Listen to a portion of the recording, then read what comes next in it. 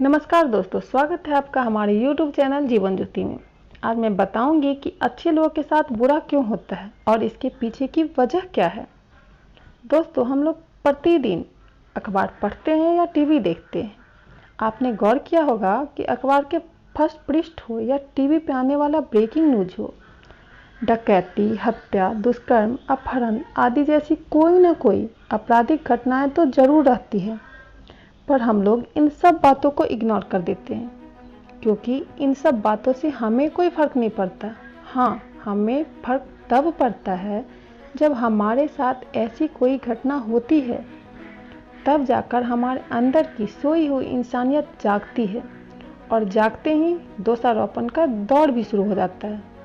हम लोग कभी ईश्वर को दोष देते हैं, कभी प्रशासन को दोष देते हैं, तो कभी जमाने को ही दोष देते हैं। लेकिन क्या आपको पता है, इन सब अपराधों के लिए, समाज की इन बुराइयों के लिए आप जिम्मेदार हैं, मैं जिम्मेदार हूँ और हमारा ये समाज जिम्मेदार है। दोस्तों, शायद आप सोच रहे होंगे मैं पागल हो गई हूँ और ऐसी बातें कर रही हूँ, लेकिन मैं आज आपको साबित कर दूंगी और आप भी मेरे बात से सहमत हो जाएंगे। ये सारी दुनिया एक परिवार है और हम सब इंसान के साथ साथ जितने भी सजीव प्राणी हैं, सब इस परिवार के सदस्य हैं। जिस तरह किसी परिवार के एक सदस्य के द्वारा किए गए अच्छे या बुरे कर्म का प्रभाव पूरे परिवार पे पड़ता है, ठीक वैसे ही दुनिया में किसी एक इंसान द्वारा की गई गलती का प्रभाव लाखों लोगों को पड़ता है और लाखों लोगों के द्वारा की गई गलती का असर एक इंसान को भुगतना पड़ता है। इस तरह दुनिया में जितने भी अपराध होते हैं, उसमें अपराधी के अलावा पूरी दुनिया के लोग भी प्रत्यक्ष या अप्रत्यक्ष रूप से शामिल होते हैं।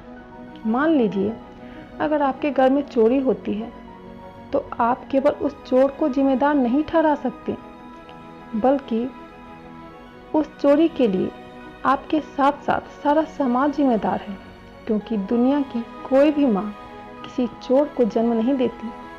जन्म तो वह एक मासूम बच्चे को देती है, फिर वही मासूम बच्चा चलना, फिरना, बोलना, चोरी करना सब कुछ इस दुनिया से ही सीखता है। यानी कि दुनिया में जितने भी अपराधी हैं, उनको अपराधी बनाने में उनके माता पिता, उनके गुरुजन और हमारा समाज का भी योगदान है।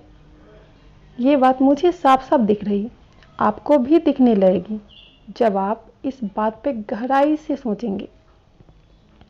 जरा सोचिए, जिस घर में बच्चे सुबह उठकर स्मार्टफोन पर अश्लील वीडियो देखते हैं, टीवी पर अश्लील विज्ञापन देखते हैं, तो फिर उस घर के, उस समाज के बच्चे दुष्कर्मी नहीं बनेंगे।